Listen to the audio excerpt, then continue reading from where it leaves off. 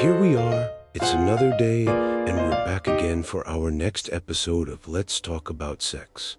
In the Philippines, where sex remains a significant double topic in social spheres, let's try to peel back the layers, as they say, and try to open the conversations that they're often told in whispers. So, Lindsay, what do you have in store for us today? So, parents rarely discuss it. Schools face resistance to comprehensive sex education, and churches often frame related topics as grave sins. Whenever the topic of sex comes up, usually it's met by statements like, "Huy, ano ba?" Or "Ang bastos naman." The usual set of expressions that are meant to silence and dampen the topic. This silence creates a perfect environment for secrecy. So you could just imagine what happens to individuals, especially vulnerable adolescents who are exposed to sexual content but have little to no safe space to process what they've seen or felt.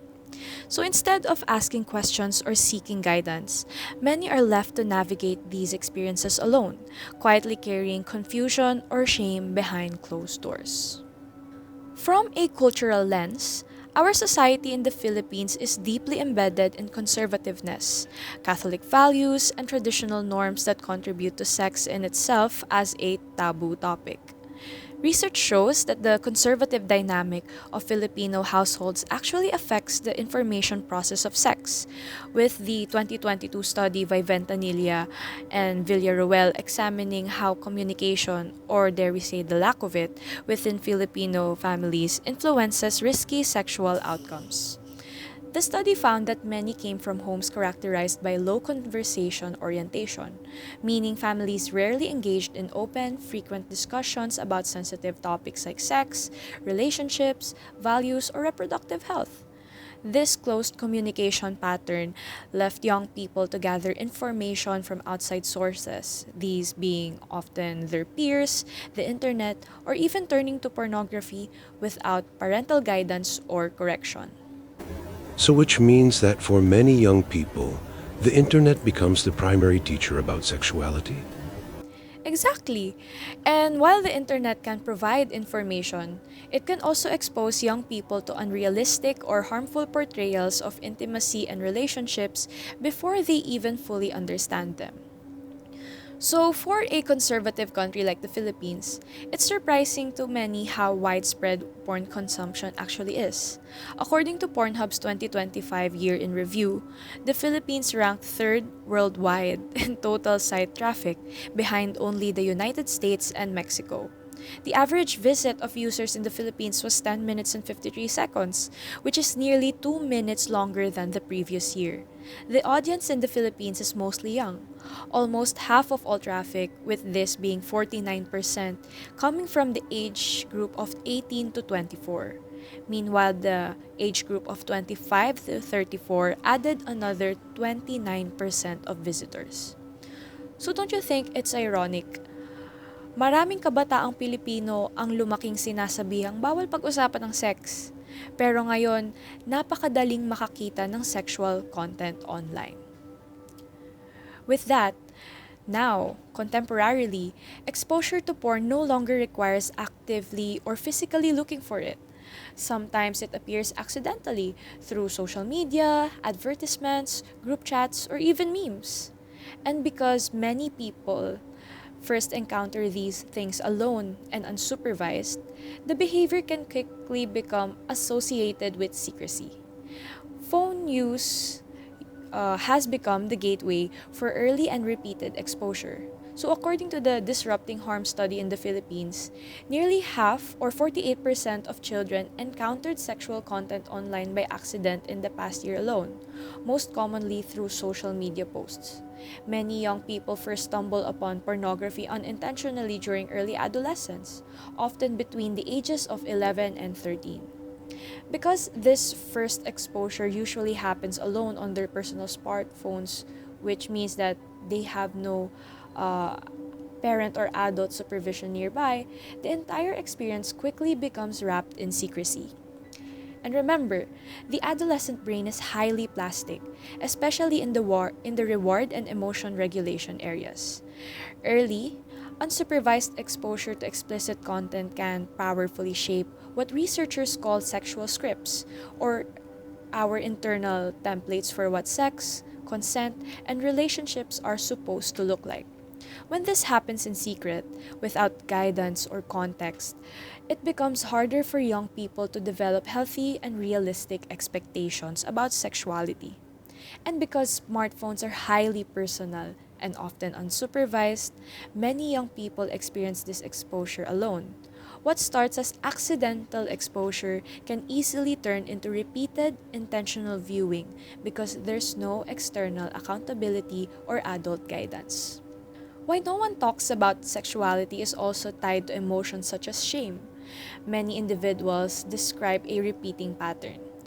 So they use pornography in secret to cope with stress, loneliness, or other negative emotions. Afterwards, they feel intense guilt and shame. So this shame then leads them to hide their behavior even more, which increases feelings of distress and isolation, eventually pushing them back toward pornography for temporary relief.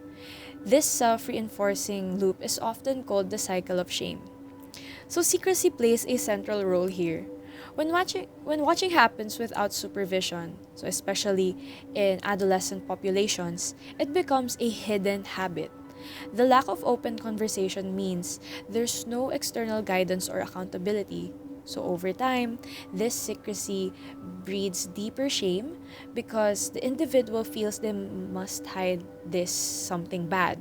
This is amplified in conservative societies like the Philippines, where cultural stigma around sex makes the internal conflict much stronger. So, Isaac, are you familiar with this term we call moral incongruence? Moral incongruence. It doesn't necessarily ring a bell. So what is it about? So, to define the term, let's start off with incongruence. So, incongruence is a core concept from Carl Rogers' humanistic psychology, and it refers to the discrepancy between the person's ideal self and perceived self. So, the term moral incongruence is actually coined by researcher Joshua Grubson. It describes the distress that arises from the conflict between their personal beliefs and moral values and their actual behaviors. So, in highly religious contexts and societies such as the Philippines, even more moderate pornography use can lead to strong self perceptions of addiction and greater emotional suffering. So this happens not always because the use frequency is extreme, but because it violates one's sense of right and wrong. In a 2024 study by researchers Thornycroft, Smith, and Nicholas, they found three main concerns repeatedly raised by young adults themselves. First, they worried that pornography is now too readily accessible, so especially to children and younger teens. Second, many expressed genuine concern that pornography can be addictive. And third, they frequently noted that pornography presents unrealistic portrayals of sex, bodies, and relationships. The research highlights a very important idea.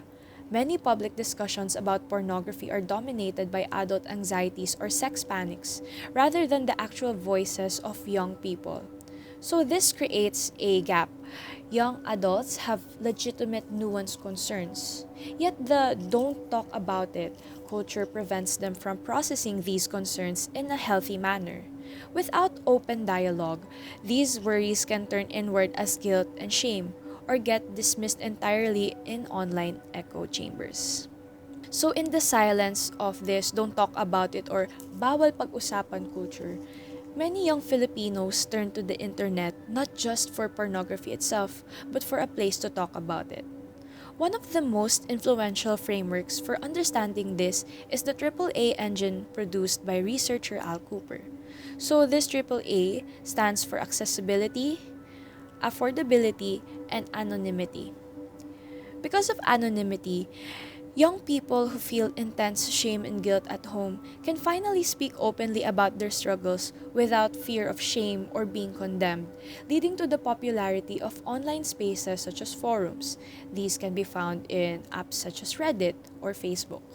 So spaces like these provide what we call pseudo-community.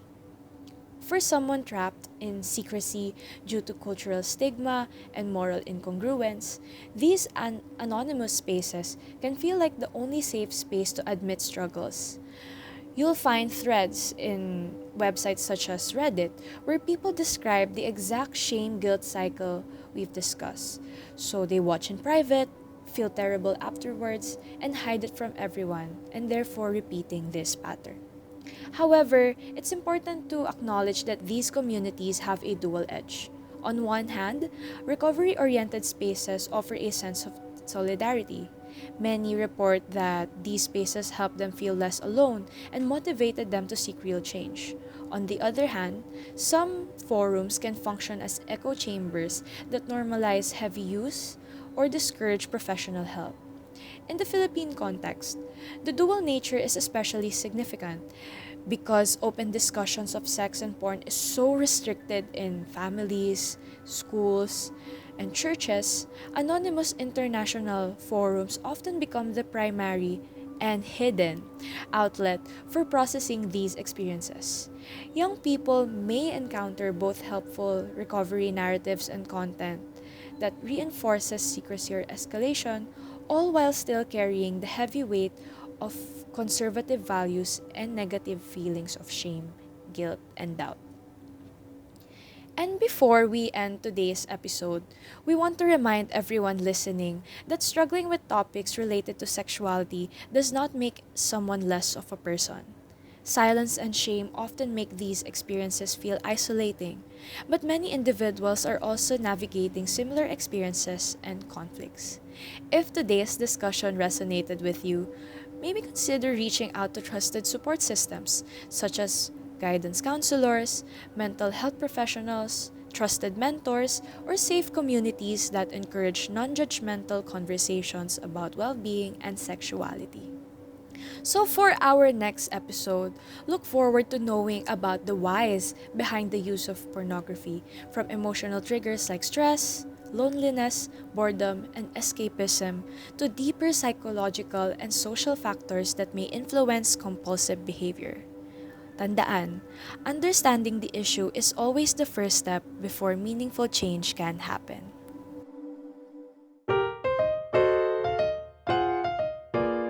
Let's talk about sex, baby.